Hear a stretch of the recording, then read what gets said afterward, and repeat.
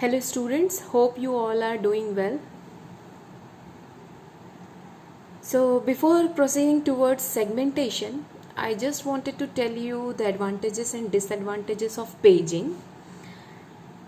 As we all know, just in a brief, I must explain the paging first, where we have divided the secondary memory and main memory into equal size partitioning that we actually call fixed size partition, right? So if we are dividing the secondary memory in fixed size and we are calling it page, and if we are dividing the physical memory that we call as main memory, dividing into fixed size partition and calling each partition as frame. And the size of page and size of frame, they both are equal, right? So what are the if you remember or recall all those things, so definitely in that memory management scheme that is called paging, there is no external fragmentation, and the allocation of frames, right? If the size of the page and frame दोनों का size same है, then it would be really easy to allocate frame to a page. Means any page can be allocated to a frame in the main memory or physical memory. And the efficient use of memory. Why we are calling efficient use? Because there is no external fragmentation. If we have memory, if we have enough memory or memory free space remaining in the main memory, and some process is requesting for it, and if we are able to allocate that process, we can. That process need not to wait if there is a space. Just for the sake of the spaces are not in contiguous fashion, they need not to worry, because paging scheme follows the non-contiguous memory allocation. That's why we have divided the fixed size partition, right? So these are the advantages. And what are the disadvantages? Definitely, if operating system is dividing the main memory into pages and secondary memory into frame, and definitely there will be longer memory access time, because we are increasing our task just to add one page and then allocating that page to the frame, and then finding out where that frame is for that particular process, and then converting the logical address into physical address. It takes lots of time. So this is one of the disadvantages. And the internal fragmentation, as you know, the size of the process, because we have equal size partition, but ज़रूरी नहीं है process का size भी उतने ही size का हो, कभी कम होगा कभी ज़्यादा होगा. So if we have 2 MB process, 3 MB process, and so if we have 3 MB process, and the size of each page will be 2 KB. So how many pages that process will be assigned? 2 pages, right? So the second page, there is 1 MB space is still remain, and that is called internal fragmentation. So it may occur with many of the processes. Some amount of space will always remain in the last page assigned to that particular process, right? So internal fragmentation still exists in the paging. So we are not able to overcome the internal fragmentation part. And the last one is, again, if we are dividing the process into pages and assigning it to some frame, to know where that page has been assigned to which frame, we need one data structure that is called page table. That page table is again a data structure. It has to be stored somewhere. So we stored that page table in the main memory. It needs some memory. So we required additional space again in main memory to store that page table also, right? So these are the disadvantages of the paging. So if you have understood this, so let's move to the segmentation part. So in segmentation, it is again like paging. It is one of the memory management technique which divides the process into segments, not pages. It divides the process into segments. How is it doing? See, if do you think memory as a linear array of bytes, some containing instructions and other containing data? Most people would say no. Rather, users prefer to view memory as a collection of variable sized segments with no necessary ordering among segments, right? If you are writing some program, just imagine if you are writing a program and you think of it as a main program with a set of subroutines, procedures, functions, or modules. There may also be some various data structure like table, arrays, tags, and variables, and so on. Each of these modules or data elements is referred to by name, right? You give name to the function, you give name to your array, and you definitely call your array by name. So if you think being a user, how does memory look like?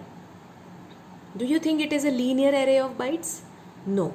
You think like I have written one main program, and that main program consists of various modules and function, and that function will, and I'm giving that the name to the function, that function will store at the same place. All the instructions that are written inside the function will be stored at one place, same as modules and other data structure, they all are taking at one place. There is nothing that is dividing that function into modules.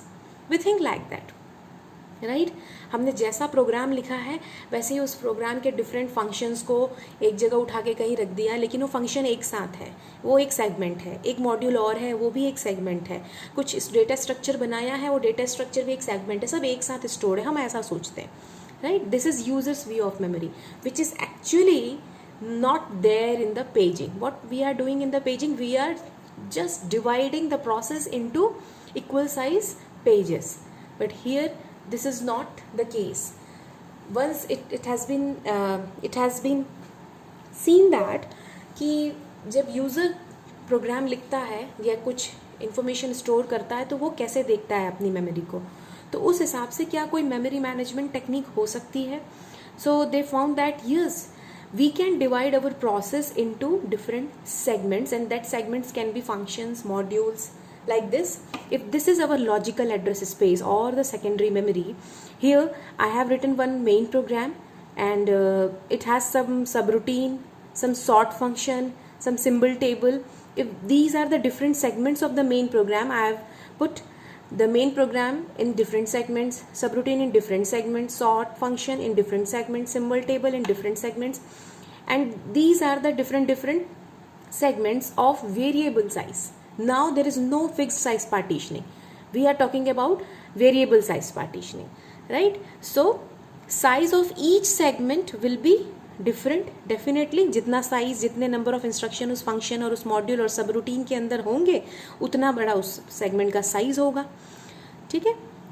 तो segmentation uses variable size partitioning, not fix size partitioning. The first noting point, segmentation uses variable size partitioning, right? So these are the different segments of a single program. If you see that, so as you can see, I have divided the main program into different segments, and now what we have to do, we have to map this logical address into physical address, right? So this segment 0 has been loaded into somewhere in the memory where the free space is there. Operating system ने कुछ space ले लिया है, बाकी बचा variable size partitioning का है, जिसमें से फर्स्ट सेगमेंट 0 को हमने बेस एड्रेस 2400 से स्टार्ट किया और कुछ स्पेस जितना उसको चाहिए था वो हमने लोड कर दिया, राइट. वैसे ही सेगमेंट 3 लोड हो गया है कहीं पर, सेगमेंट 1 कहीं पर लोड हो गया है, और मेन प्रोग्राम कहीं पर लोड हो गया. Like this all the segments are loaded or mapped into the physical memory. But once you are loading the segments into main memory, you have to maintain two information regarding each segment. That is, like in paging, we are maintaining the page table. Here we are, for each segment we are maintaining two information. That is, what is the base address of that segment in the main memory, and what is actual the limit of that segments. What does limit denotes? The number of instructions or the size of that segment, right?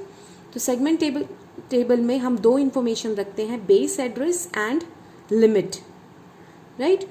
So this I have written here like this 0 3 1 2, but this some numericals you may see that ये सब sequential हो, 0 1 2 3 हो, but मैंने just आपको ये बताने के लिए कि जिस तरीके से जिस सेगमेंट को जहाँ पर भी इंफॉर्मेशन मिली है उस पर्टिकुलर प्रोग्राम का एक सेगमेंट टेबल बन रहा है, जैसे जैसे इंफॉर्मेशन आती जाएगी वो डेटा मेंटेन होता जाएगा, right?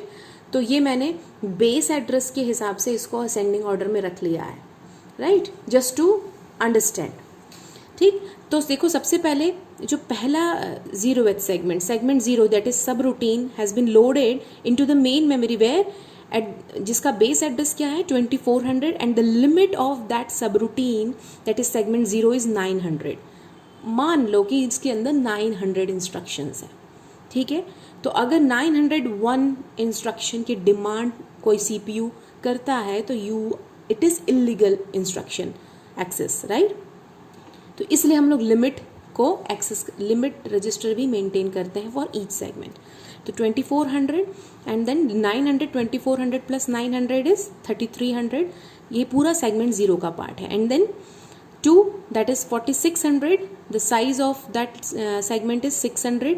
Like this we have maintained wherever that segment has been loaded into the physical memory, the base address of that segments and the location or the offset of that segments has been stored as a limit, right?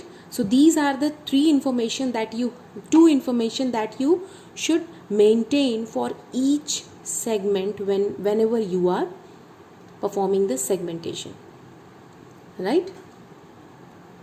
So in segmentation, when the CPU generates the logical address, that logical address contains two parts. What is that? Segment number, because now CPU knows the secondary memory is divided into segments, the variable size partition. Our program has been divided into different segments, so that it knows about the segment number and the offset within that segment that it wants to access, right? तो logical address two part में divide रहता है, segment S and D, where this is segment number and this is offset within segment.